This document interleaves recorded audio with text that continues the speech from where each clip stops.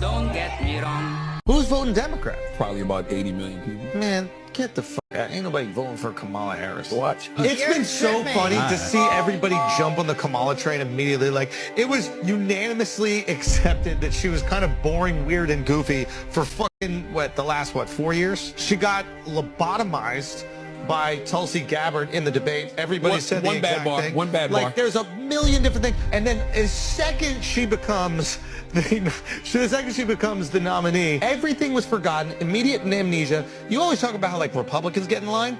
Democrats get in line, bro. Yeah, but that, yes. Who should I follow? Yes. Whatever you say, Daddy. But that's what. Totally agree. Whatever the media says, you better follow. All of you. Talking about you, it's us. He's not going to, say, oh, you're with a white guy, I'm going to keep you from being... No, it couldn't. No, it could never be good. Someone else. The man is out there. Newsflash, ladies and gentlemen, Trump is going to destroy all the interracial relationship because Whoopi Goldberg said it. Not because you're illegal. No, not because of that. So if everyone in a state wants something, go ahead and have it. So if everyone in Alabama wanted slavery back, you'd be okay with that? Sure. If everyone in the state wants it, go ahead. Release the Kraken. What do I give a All right. Well, let's go next topic. Well, it's like these questions are so funny. These questions are so funny because they're meant to. I'm getting nervous. I just want to clarify. Yeah. You understand that that was the same argument that the Confederacy upheld, right? So do you wish that the Confederacy won the war because, according to your worldview, the Union impeded upon the state's ability to legislate? No, but it's an irrelevant argument. No, so you're glad that the Union won? This is what I'm saying. All these things are. It's like you're phrasing it in a way where it's like I could be like, yes, obviously no. Like I'm not some like psychopath. Like I live in LA. I'm not some crazy right-wing person. So now you're saying it's like if everyone in the state wants something, sure, let them have it. Okay, so you no one's voting to bring back slavery now. So I just want to clarify. You agree with the Confederacy? No. But the Articles of the Confederation. All right, we have to move on. We got a limit. Yeah. Did you see what they did there? It's like you can't even make a joke. Because the moment you make a joke, they take the topic and it's going to be an educational experience. And they stay on it. And it happens everywhere. That's the new normal. That's why people try to make joke to prove a point. Like, look how easy I can bait you. But don't do that. Because they're like, oh, they said the word. What? I can go. Am I right? Let's go. And they learned that from CNN too. If you don't want to be called Nazis, stop doing it. You're called an anti-Semite. You've been called an anti-Semite more than anyone else's table. Yeah. And people will sit there and... No, by me. I never called you an anti-Semite. I mean, I'm not sitting here saying... I'm a supporter of the Palestinians, so I'm used to it. Yeah, I hope your beeper doesn't go off.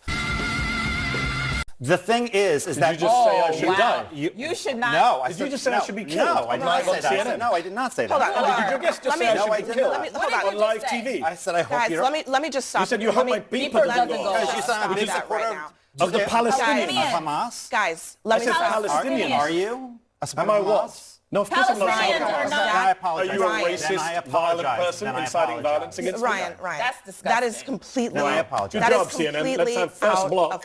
Interesting. You can call me ninja and you tell me if you don't want me to call you ninja, stop jumping like a ninja. Kakabushin. But when they say I support these people and I say, well, I hope nothing bad happened to these people. Did you threaten me? That's out of pocket. I'm like, what? Muslim guy should be blown up on TV. Don't say then I apologize. You literally... I thought you said Hamas. You didn't think I said Hamas. I said I supported Palestinian rights. Yes, I did. Why? Because when you hear What's funny is Rudy Giuliani said this yesterday, so you're a great guest to be here to defend Rudy Giuliani. I wasn't going to entertain nonsense today, and so at this point, this is what we're in now. This is America in 2024. Here's what I will say. Forget the racism. That's right. It's I should die.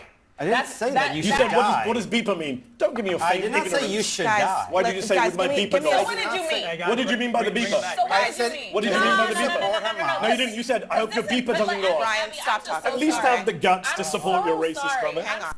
It's like, wow, as if somebody is shooting you with a gun. But you want to respond and somebody is reloading the gun over here. And that's like, wow. It's like, be careful what you say. It's a wild zone out there. Well, if you are a bad ninja rasas, be one. Well, you're going to make moderate people and the other people be like that because they're like, there's nothing I can do to calm you down. Because both of you are reloading your gun 24/7. This is why yesterday's rally was disgusting. Don't call us Nazis, but I'm going to threaten the brown guy as a terrorist and kill him. Because I didn't ever say Donald Trump was Hitler. But do you know who stood on a stage yesterday and said, I want to come to the Nazi rally? I don't have to make up words and call you something. You're saying it for yourself. And what you just said Kamala right Harris here, is a pimp. apologize, but I will tell you, I don't accept that apology, and you didn't even say it That's to fine. me. I didn't say it that to was you. disgusting. But I can be offended when you don't even say it to me. I'm not Puerto Rican, but I was offended by what he said yesterday. And I'm offended that the former president and potentially future president would allow it and go for 12 hours and not say, I don't care. Because you know what? When Kamala Harris put out statements about switching up opinions, it wasn't good enough for Republicans. Why are you looking at me? Make it stop! Make it stop! Remember to subscribe. We were now grabbing headlines for all the wrong reasons. A comedian who offered unfunny, racist, cringeworthy jokes. Basically calling Puerto Ricans trash. The most repulsive racial jokes about Latinos. Disgusting and hateful. So incredibly crude. Frankly, just too X-rated to play here. Extremely vile, so-called joke. And they talk about him as if he did something very bad with the rhetoric. The guy was always edgy. Even Jon Stewart said that. But to be fair, the guy's really just doing what he does. The great Jeff Ross, ladies and gentlemen. Jeff is so Jewish, he only watches football for the coin toss. Gronk, you look like the Nazi that kept burning himself on the ovens. Kevin is so small that when his ancestors picked cotton, they called it deadlifting.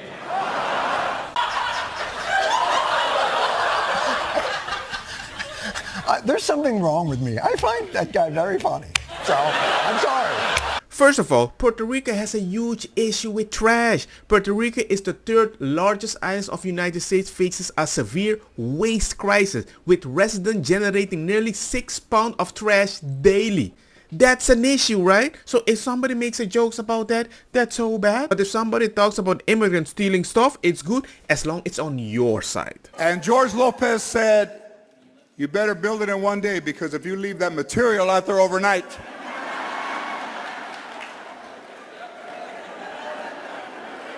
so it's bad to mention a fact in an edgy way, but you can jokingly say certain people are robbers because, hey, I understand them better because I'm Puerto Rican. Oh no, he's not even Puerto Rican. He's born in United States, but his parents are from Mexico. I mean, bringing him to a rally and not make edgy jokes, that's like bringing Beyonce and not... oh shit. The Kamala Harris rally in Houston, Texas was absolutely insane. You saw Beyonce and Kelly Rowland walked out. Kelly looked like Beetlejuice. And then after that, Kamala walks out, right? She gives him the hug, and everybody's so mad because they're like, what?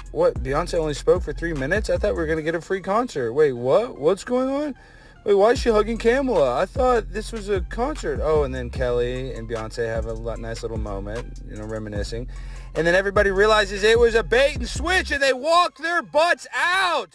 As soon as Kamala got on that dang stage, everybody was pissed off, rightfully so. They duped us. They duped the entire city of Houston, Texas. 30,000 pissed off people right before an election less than 2 weeks away. What is Kamala Harris thinking? It was a night to forget, I'll tell you that much. In all honesty, Beyonce didn't go there as a singer. She didn't promise to be a singer. But the fact that she came there and everybody expected that and got angry and booed Kamala Harris, it actually shows you what kind of people are going there. It means they didn't come there to vote. They came for something for free, and only then they might enjoy voting for you. I'm also announcing that as part of our additional tax cuts, we will end all taxes on overtime. You know what that means? Think of that. What did I just say? But what he would do that is about eliminating or reducing the ability of corporations to be required to pay overtime pay. so you could work and the corporations wouldn't have to pay you for it. For overtime. Who work for free? That's right. And overtime means you are actually working a longer day, which means you are more tired. Right. Which means it requires more exertion. That's why we have overtime pay. So you don't take advantage of work. Do you understand the words that are coming out of my mouth? What? He didn't say that. That's a clear misrepresentation what Donald Trump said. I guess when you always blame him for everything, you can twist anything because that's the type of people that listen to you. That's a little wild, don't you think? Donald Trump has no character. He doesn't give a damn about the Latino community. He's a failed businessman. He only cares about the billionaire friends he has and accumulating wealth for those at the top. No, he says immigrants are poisoning the blood of our country. Give me a break. He wants to do away with the birthright citizenship. Who the hell has said that in the last 100 years? And just the other day, a speaker at his rally called Puerto Rico a floating island of garbage. Well, let me tell you something. I don't know the Puerto Rican that I know, or Puerto Rico where I'm in my home state of Delaware. They're good, decent, honorable people. The only garbage I see floating out there is his supporters. His demonization of Latino is unconscionable, and it's un-American. It's totally contrary to everything we've done, everything we've been. And after that, there was a follow-up tweet. Joe Biden. Earlier today, I referred to the hateful rhetoric about Puerto Rico spewed by Trump's supporter at his Madison Square Garden rally as garbage. No, you called them garbage, which is the only word I can think of to describe it. Yes, his supporters. His demonization of Latinos is unconscionable. Difficult word. That's all I meant to say. The comments at that rally don't reflect who we are as a nation. That is true. But in all honesty, you guys name call way more on way more popular news channels because it's widespread. You could put half of Trump's supporters into what I call the basket of deplorables. They're racist, sexist, homophobic, xenophobic, Islamophobic, you name it. The only garbage I see floating out there is his supporters. You said over the weekend, referring to it, there's a direct parallel to a big rally that happened in the mid-1930s at Madison Square Garden. Well, look, you were comparing that rally to a Nazi rally? Look, I'm comparing it to the hate that came out of this, and I think they confirmed that. You stand by that comparison, though, to a Nazi rally? Look, the rally, you saw it for yourself. I'll let the American public make the decision of what they saw. What about you, though? So I know what I saw, and I'll just leave it at that. Do you think Donald Trump is a fascist? Yes, I do. Yes, I do. Did I stutter? See, it happens on both sides. It's a little wild. You've been saying it and normalizing it way before because you can call people like that no outrage. Somebody makes a factual statement about something in an edgy way. Oh my God, let's go. In this moment, I mean, look, a critical element, any coach will tell you, any CEO will tell you, a critical element of running a team and winning is assessing the strengths and weaknesses of your team members and making sure you allocate them in the right way.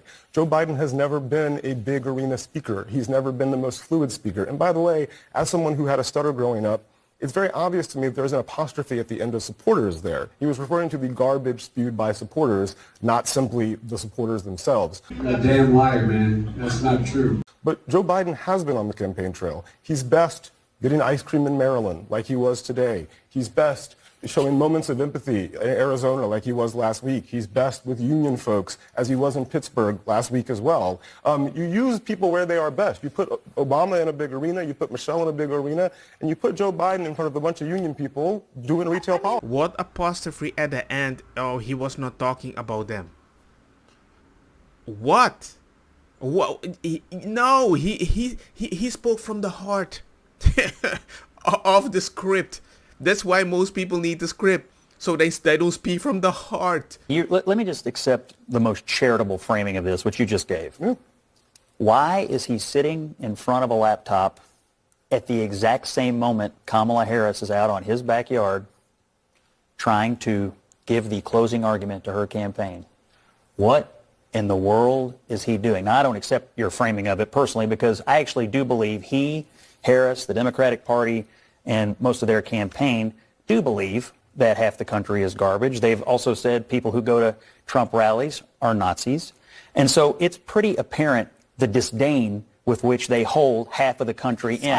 It's not true. The party already litigated it in Kamala's speech tonight. But as a tactical matter today, No, but you don't just get to why say in that. the world? You said it. CNN said it. ABC said it.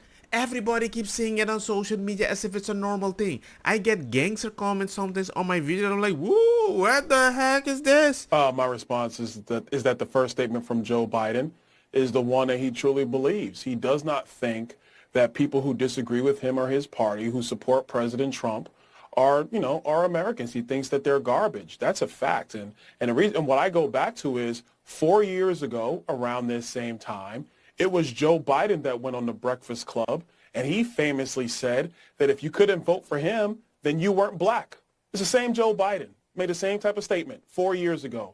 So this is consistent with who he is. Look, I think right now what we have is a contrast in presidential campaigns.